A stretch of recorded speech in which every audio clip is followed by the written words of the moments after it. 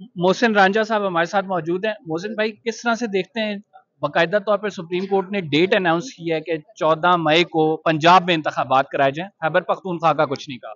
देखिए, बड़ी दिलचस्प सूरत हाल है कि डेट पहले प्रेसिडेंट ने अनाउंस की और फिर उसकी अनाउंस करने के बाद अभी इलेक्शन कमीशन को मसाइल जो दरपेश हैं वो सामने रखने चाहिए थे, लेकिन सुप्रीम कोर्ट ने मलूज़े खातर रखे और उन्होंने एक नया शेड्यूल भी सुप्रीम कोर्ट ने खुद ही शेड्यूल भी जारी कर दिया। तो ये शेड्यूल भी सुप्रीम कोर्ट की तरफ से आया है, तो अब इलेक्शन भी सुप्रीम कोर्ट ही कराएगा इंशाल्लाह, लग तो यही रहा है। आप समझते हैं कि ये जो आप लोगों को डायरेक्शंस दी गई हैं हुकूमत को कि फंड्स आप लोगों ने देने हैं, इसके साथ आपने उनकी मुआवनत करनी है, सिक्योरिटी का भी कहा गया कि हुकूमत की डायरेक्शंस पे सिक्योरिटी फोर्सेस जो हैं वो एक्ट करते हुए इंतखाबात को साफ और शफाफ बनाए, तो will you provide all these things as per the judgement of Supreme Court? देखिए, हम तो सुप्रीम कोर्ट के फैसलों का एहतराम करते हैं। ये सुप्रीम कोर्ट इलेक्शन करवाएगा, लग तो यही रहा है कि सुप्रीम कोर्ट ही इलेक्शन करवाएगा। और जिस तरीके से उन्होंने शेड्यूल भी दे दिया है, तो मुझे लग रहा है कि चीफ इलेक्शन कमिश्नर की जो पावर्स हैं वो सुप्रीम कोर्ट ने इस फैसले के ज़रिए अपने हाथ में लिए हैं।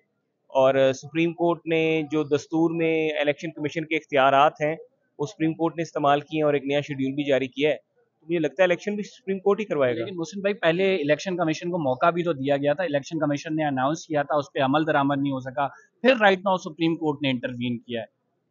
देखिए, वही ना, इंटरवीन किया, इलेक्शन कमीशन ने अपना मौकफ दिया, इलेक्शन कमीशन ने अपना मौकफ पेश किया, इलेक्शन कमीशन के मौकफ से सुप्रीम कोर्ट ने एग्री नहीं किया और उसके मुतबादल सुप्रीम कोर्ट ने एक अपना शेड्यूल जारी कर दिया।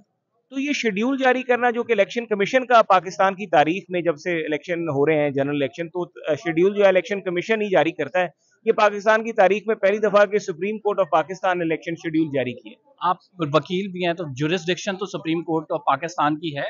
देखिए, जुरिस्डिक्शन यकीनी तौर पे है 184(3) के बीच में, और मैं ये भी समझता हूँ कि अब 184(3) का जो अपील का जो राइट है, वो भी कानून साजी जो है हुकूमत कर चुकी है।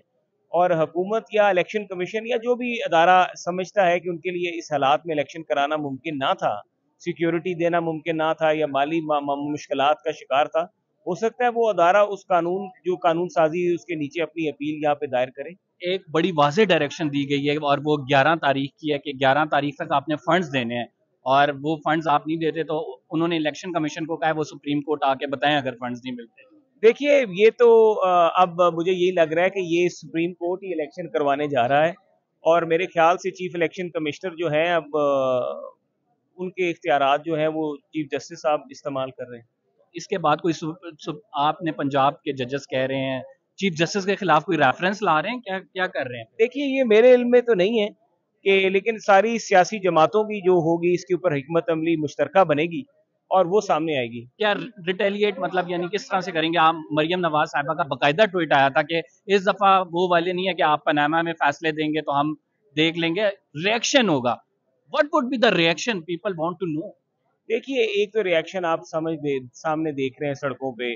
कल इरफान कादिर साहब ने चीफ जस्टिस साहब को भी कह दिया कि आप टिकटॉक पे बहुत मशहूर हो चुके हैं। इरफान कादिर साहब ने भी कह दिया, उन्होंने कहा कि आप ट्विटर पे आपका टॉप ट्रेंडिंग पे चल रहे हैं। हाँ। ट्विटर पे आप टॉप ट्रेंडिंग पे चल रहे हैं। तो ये रिएक्शन पब्लिक की तरफ से आता है। देखिए, वैसे पब्लिक उन्होंने उसका जवाब बताऊं क्या कहता है? There is a element of entertainment in your arguments. तो एग्जैक्टली तो वो अब जो आपने सवाल किया था उसका जवाब मेरे ख्याल से इरफान कादिर साहब ने चीफ जस्टिस साहब को दिया था सुप्रीम कोर्ट में। मिलियन डॉलर क्वेश्चन सिर्फ एक है जो सारे जानना चाहते हैं, इलेक्शन होने जा रहे हैं या नहीं होने जा रहे?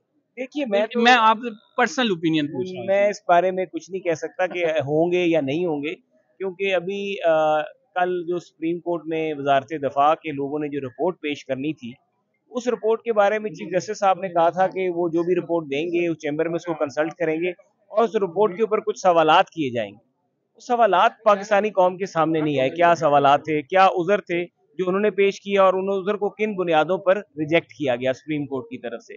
तो ये ऐसे मामलात हैं जिनमें इबहम है।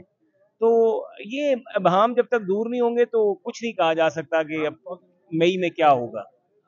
अगर फॉर इंस्टेंस ये मामला चलते हैं जो कि सामने कुछ बहुत सारी चीजें नजर भी आ रही हैं, कॉन्टेम्प्ट ऑफ कोर्ट के लिए तैयार हैं अगर हुकूमत इस पर अमल दरामद नहीं करती? ये बताएं शहबाज शरीफ साहब। देखिए, कंटेम्प्ट ऑफ कोर्ट हो तो शहबाज शरीफ साहब तो पहले ही असेंबली में अपना माइंड दे चुके हैं और वो कह चुके हैं कि किस तरीके से जो जो equal treatment before the law है, पाकिस्तानी हर शहरी का बुनियादी हक है, वो अदालती फैसलों में नजर नहीं आ रहा। इमरान खान को महीने महीने की तारीखें मिल रही हैं, एक एक दिन में 5-5 बेलें हो रही हैं, अदालतों में पेश होने से अससना मिल रही है, फर्द जुर्म ना लग सकी 5 महीने गुजर गए हैं।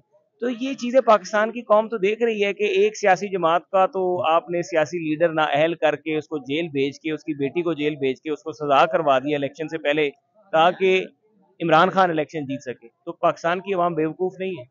चले मोहसिन साहब, बहुत शुक्रिया। आपके लिए अच्छा दिन नहीं था, लेकिन हम उम्मीद करते हैं, हम समझते हैं कि अच्छा हर दिन हम ये तो बहुत अच्छा दिन है। अभी अभी देखते हैं ऑर्डर में इलेक्शन कमीशन ने कौन से आर्टिकल होती है जिसके तहत उन्होंने आज इलेक्शन कमीशन की सारी पावर्स अज्यूम की हैं। तो अभी उनके ऑर्डर में मैं वो आर्टिकल ढूंढूंगी। मैं एक टेक्निकल क्वेश्चन जो आपसे करना चाहूंगा कि आप लोग जो लॉ पास कर रहे हैं, उसके मुताबिक अगर वो लॉ आप मंजूर हो जाता है सदर मुमलिकत, तो आप लोग समझते हैं कि इसकी अपील में आप लोग आएंगे? आना चाहिए। जब वो लॉ बन जाएगा तो बिल्कुल अपील का राइट एक्सरसाइज करना चाहिए। मुस्लिम लीग नून ओवरऑल इस डिसीजन को कैसे देख लिया है? मुस्लिम लीग नून की भी मुशावरत होती है, वो देख लेते हैं। लेकिन अभी मैं जरा इस ऑर्डर में से वो देखती हूँ ना, वो कौन सी आर्टिकल की शिक है जिसके तहत आज सुप्रीम कोर्ट के इस 3 मेंबर बेंच ने, जिस पे इतने सवालात उठाए गए हैं, उन्होंने आज ये पूरी इलेक्शन कमीशन की पावर्स को अज्यूम कर लिया है। ये देख लेते हैं। Thank you very much. Anusha Rahman साहब हमारे साथ मौजूद थी, इससे पहले मोहसिन साहब हमारे साथ मौजूद थे। मुस्लिम लीग नून का क्या ओपिनियन होगा? क्या विफाकी हुकूमत फंड्स देगी, इलेक्शन कराएगी, कॉन्टेम्प्ट में जाएगी, क्या कुछ होगा? ये तमाम हमने इनसे पूछा, आपने सवालात के जवाब देख लिए। फैसला क्या है? आपको फैसला जल्दी से बता देते हैं और उसके बाद हम फिर वीलॉग को क्लोज करेंगे। हुकूमत ने 14 मई को इलेक्शन, सुप्रीम कोर्ट ने हुकूमत को डायरेक्ट किया कि 14 मई को इलेक्शन कराए। इलेक्शन कमीशन को डायरेक्ट कर दिया है, बाकायदा तारीख का अनाउंस कर दिया, स्केड्यूल अनाउंस कर दिया है। देखते हैं सुप्रीम कोर्ट के इस हुक्म पर अमल दरामद होता है या नहीं। मैं आपको अपनी बता देता हूं, जो मेरे अपनी आप ये कह सकते हैं परसेप्शन है, नहीं होने वाला इस पर अमल दरामद भी। तो लेट्स सी मामलात किस तरह आगे जाते हैं और किस तरह अनफोल्ड होते हैं। ब्रेकिंग न्यूज ये है कि कल विफाकी काबीना ने जिस रजिस्ट्रार को हटाने की कोशिश की और रजिस्ट्रार के हवाले से नोटिफिकेशन निकाला, आज रजिस्ट्रार अपने फराइज की अदायगी कर रहे हैं और आज बाकायदा तौर पे वो सुप्रीम कोर्ट आए हैं और सुप्रीम कोर्ट में मामलात देख रहे हैं। विफाकी हुकूमत की जानिब से एक नोटिफिकेशन निकाला गया जिसमें उन्हें एस्टैब्लिशमेंट डिवीजन रिपोर्ट करने का कहा गया। पूरी स्टोरी आपको इस व्लॉग में बताएंगे और आपको यहाँ का सुप्रीम कोर्ट का माहौल इस टाइम दिखाएंगे। अभी मुस्लिम लीग नून के 2 वजीर यहाँ पे वुकला की एक फौज लेके आए और वुकला की फौज हमें 1997 की क्या याद दिलाने के लिए लाए थे, क्योंकि लग ऐसा रहा था जब वो एंटर हुए कि यहाँ पे एक तरफ तो हमें तरीके इंसाफ के वुकला नजर आ रहे हैं, दूसरी तरफ मुस्लिम लीग नून के अगर वुकला होता है तो महाजराई की एक सूरत हाल पैदा हो सकती थी। सुप्रीम कोर्ट में इस टाइम माहौल ये है कि राइट नाउ आप देख रहे होंगे कि मीडिया पर्सन सारे मौजूद हैं, वुकला यहाँ पे मौजूद हैं और तमाम लोग जो हैं इस टाइम देख रहे हैं। सुप्रीम कोर्ट पे नजरें लगी हुई हैं क्योंकि जो फैसला है वो बहुत बड़ा फैसला है।